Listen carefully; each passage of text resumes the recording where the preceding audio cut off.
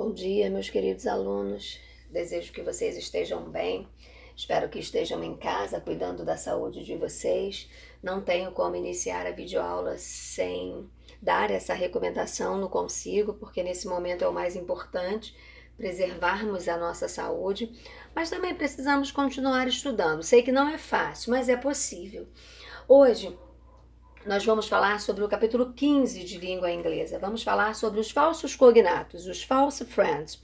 Aquelas palavras que se parecem muito com uma palavra em português e por isso nos induz a uma tradução errada. Mas cuidado, nem sempre todas as palavras que se parecem com uma palavra da língua inglesa são falsos cognatos. Existem palavras que se parecem com as nossas em português e realmente ela tem aquela tradução. Então cuidado para você não achar que tudo é falso cognato, porque não é.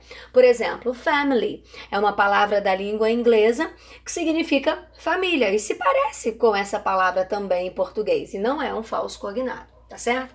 Bom, vamos lá, vamos conhecer alguns falsos cognatos. Os falsos cognatos podem ser entendidos como palavras escritas de modo similar, mas com significados diferentes. Muitas vezes, por derivarem das mesmas línguas, como o latim, por exemplo. Elas possuem grafias e até mesmo sons semelhantes. Temos que tomar muito cuidado quando trabalhamos com falsos cognatos dentro dos textos, né? Quando a gente tem aquela situação de procurar nos textos as palavras que nós conhecemos, quando nos deparamos com esses falsos cognatos, eles vão provavelmente nos induzir a uma tradução errada, principalmente se eu não conhecer, e aí eu posso comprometer o significado do meu texto, tá certo? Muito cuidado. Na língua inglesa, os falsos cognatos também são conhecidos como false friends e podem ser divididos em duas categorias diferentes, os puros e os eventuais. Puros. Os falsos cognatos puros são palavras que apresentam significados completamente diferentes para cada idioma, apesar de parecerem graficamente entre si. Coloquei aqui algumas palavras. É lógico que você tem na sua apostila uma lista muito maior, né? Eu só coloquei alguns para exemplificar. Nós já falamos outras vezes sobre esses falsos cognatos, mas nós temos agora especificamente o capítulo 15 para abordar esse assunto. Lá na página 903 da sua apostila você tem vários outros exemplos. Coloquei ali, ó, college, faculdade, argument, discussão, agenda, pauta. Então você pode olhar ali e se você não conhecer essa palavra, ela vai te induzir certamente a uma tradução errada.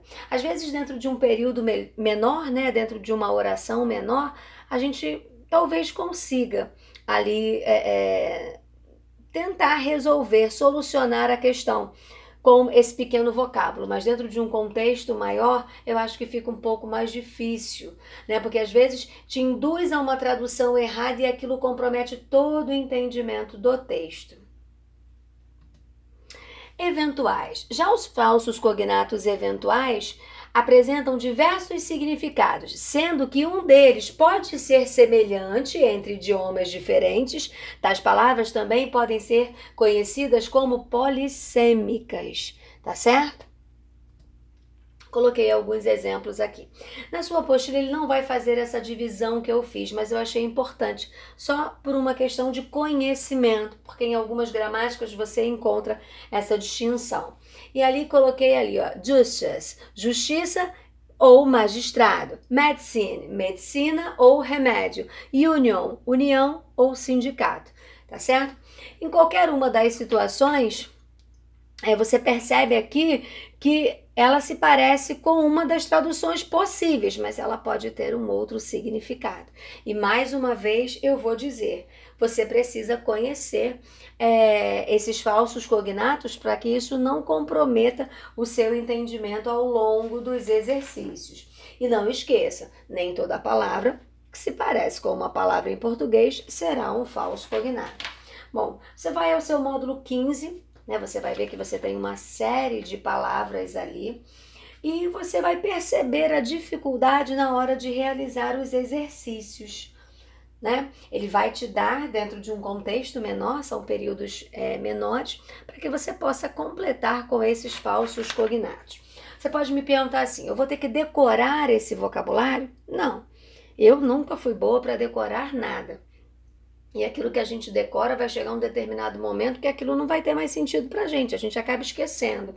Agora, uma forma de trabalhar com esses falsos cognatos é sempre identificá-los dentro dos textos, fazer as suas respectivas traduções.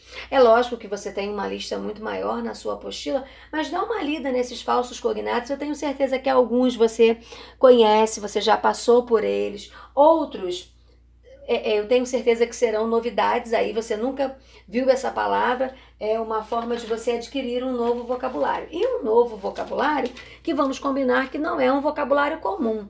É uma palavra que, se você não tiver cuidado, já sabe, ela vai te enrolar na hora da tradução.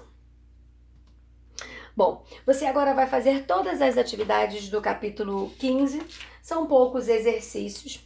Você tem ali os textos, e aí não esqueça de fazer aquela análise textual que eu sempre comento com vocês. Vá aos textos, veja se você consegue identificar os falsos cognatos. Quando você identificar esse falso cognato, coloque a sua respectiva tradução.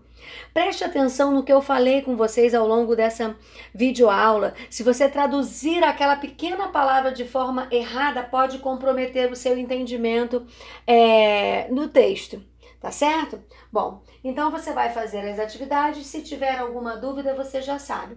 Vai me chamar pelo WhatsApp, o plantão de dúvidas na plataforma, o que você achar melhor, tá certo? Bom, tenha uma boa semana.